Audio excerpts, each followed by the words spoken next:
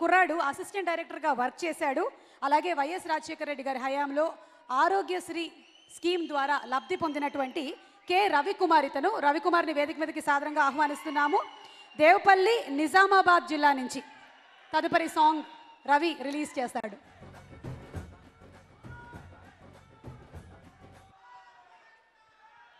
వచ్చిన పెద్దలందరికీ నమస్కారం అండి. ఎస్పెషల్లీ వైఎస్ఆర్ అభిమానులకి థ్యాంక్ యూ సార్. సార్ నేను డిగ్రీ చదువుతున్నప్పుడు 2008లో మా అమ్మకి హార్ట్ స్ట్రోక్ వచ్చిందని హైదరాబాద్ హాస్పిటల్ తీసుకొచ్చాం సార్. తీసుకొస్తే చెప్పారు ఇక్కడ మా హార్ట్లో హోల్ ఉంది, 6 నెలల కన్నా ఎక్కువ బతకదని చెప్పారు సార్. సరే అని అంత స్తోమత లేదని మేము మళ్ళీ తిరిగి బస్సులో వెళ్తున్నాము. ఏ తల్లి ఒక కొడుకుని అడిగిన కోరిక మా అమ్మ నన్ను అడిగింది. కిటికీ పక్కన కూర్చొని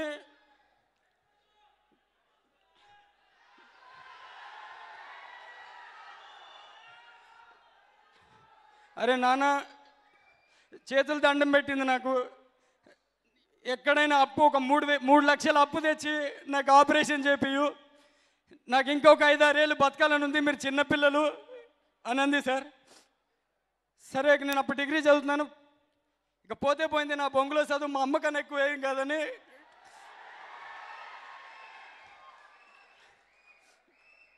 డిగ్రీ వదిలేసి హైదరాబాద్ వచ్చాను సార్. హైదరాబాద్ వచ్చి ఇదే జూబ్లీ హిల్స్లో కాఫీ షాప్లో పని చేసుకుంటూ ఎంగిలి ప్లేట్లు కడిగాను, ఎంగిలి కప్పులు ఎత్తాను. అయినా 4 నెలల్లో నేను సంపాదించింది 20,000 మాత్రమే. ఆ 20,000లో కూడా మా అమ్మ హాస్పిటల్ ఖర్చులకి బస్ ఛార్జీలకే సరిపోయినాయి. ఇక అప్పుడు మా అమ్మ అనేది సరే ఇంకా 2 నెలలు అయితే పోతే ప్రాణం, చెల్లెని బాగా చూసుకో, చెల్లె చిన్నది, నేను ఒకవేళ చచ్చిపోయినా మీరు ధైర్యంగా ఉండాలని చెప్పేది. కనిపించిన గుడి కనిపించినా, చర్చి కనిపించినా, మసీద్ కనిపించినా మా అమ్మ దండ పెట్టుకుంటూ ఏడ్చేది, అయ్యా నా పిల్లలు చిన్నోళ్ళు, ఇంకో 5-6 ఏళ్ళు బతికితే చాలయ్యా అని. కానీ ఏ దేవుడు మా అమ్మ ఏడుపినలేదు. కానీ 2009వ సంవత్సరం వైఎస్ఆర్ అనే దేవుడు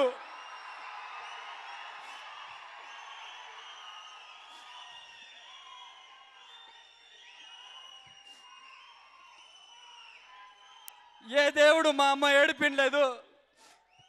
కానీ వైఎస్ఆర్ అనే దేవుడు నేను విన్నాను, నేనున్నాను అని ఆరోగ్యశ్రీ పథకం పెట్టారు.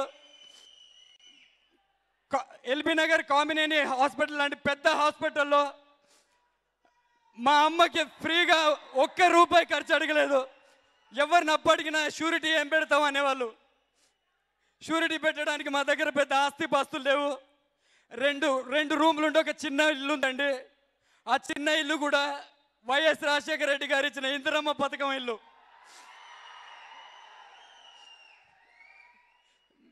అప్పటి నుండి 1 రూపాయి ఖర్చు లేకుండా మా అమ్మకి ఆపరేషన్ జరిగింది. అప్పటి నుండి మేము ప్రతి పండుగ జరుపుకుంటాం సార్. దసరా జరుపుకుంటాం, రంజాన్ జరుపుకుంటాం, క్రిస్మస్ జరుపుకుంటాం. కానీ మా ఇంట్లో ఏ దేవుడి ఫోటోలు ఉండవు.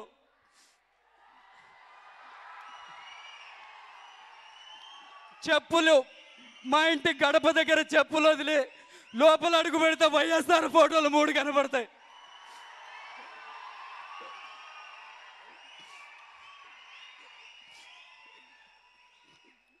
ప్రతిరోజు మనకి అందరూ నా ఫ్రెండ్స్ కొన్ని చుట్టాలు ఎవరు ఫోన్ చేయకున్నా మా అమ్మ ఫోన్ చేస్తుంది, మంచిగా ఉన్నావా అయ్యా, మంచిగా పనికోతున్నావా అని. 10 ఏళ్లకు ముందు ఆగిపోవాల్సిన మాట ఇప్పటికీ నాకు వినబడుతుందంటే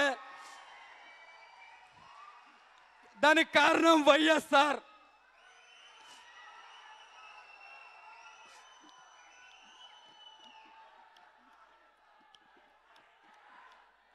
సార్ ఈ మాట చెప్పడానికి మా అమ్మనే ఇక్కడ తీసుకొద్దాం అనుకున్నా. కానీ నా దురదృష్టం ఏంటంటే నేను సినిమాలో పనిచేస్తున్నట్టు మా అమ్మకి ఇప్పటికీ తెలియదు. ఎందుకంటే ఎప్పుడు మా అమ్మ అంటే ఇప్పటికీ ఏడుస్తుంటుంది. అరే నా వల్ల నీ చదువు ఆగిపోయింది, లేకపోతే పెద్ద ప్రాయోజకుడు అవుతున్నాను. నేను ఎప్పుడు చెప్తుంటాను, అమ్మ బొంగులో చదువుని అమ్మ నీకన్నా ఎక్కువేది కాదని. కానీ ఈరోజు ఫిబ్రవరి 8వ తారీఖున మా నిజామాబాద్ డిచ్పల్లికి వెళ్ళి మా అమ్మ నాన్నని మా చెల్లిని సినిమాకి తీసుకెళ్ళి గర్వంగా చెప్పుకుంటా, అమ్మ పెద్ద ఆయన సినిమాకి నేను పనిచేసా.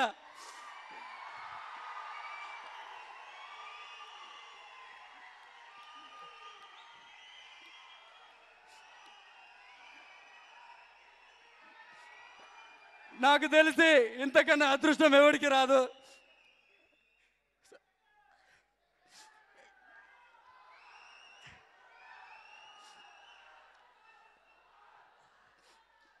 అమ్మా మీరందరూ టీవీలు చూస్తుంటారు, నువ్వెప్పుడు అంటుంటావు దేవుడు లాంటి మనిషి చచ్చిపోయాడని, ఆయన రుణం తీర్చుకోలేమని. ఈ సినిమాకి అసిస్టెంట్ డైరెక్టర్గా పనిచేసి కనీసం కొంచెమైనా రుణం తీర్చుకున్నా.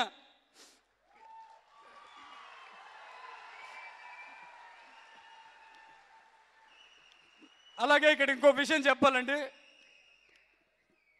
నాకు పెద్దగా చదువు రాదు.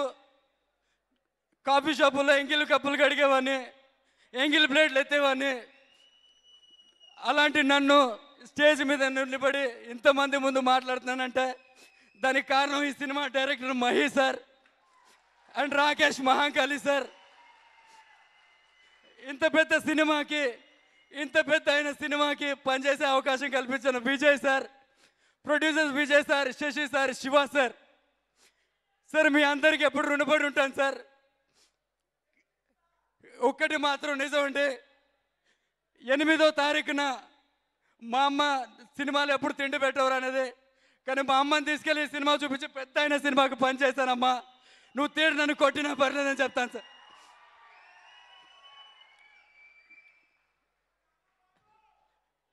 వైఎస్ఆర్ గారు మనిషిగా మన మధ్యలో ఈరోజు బతికిలేరేమో, కానీ దేవుడిగా నాలాంటి ప్రతి పేదవాడి గుండెలో బతికే ఉన్నారు.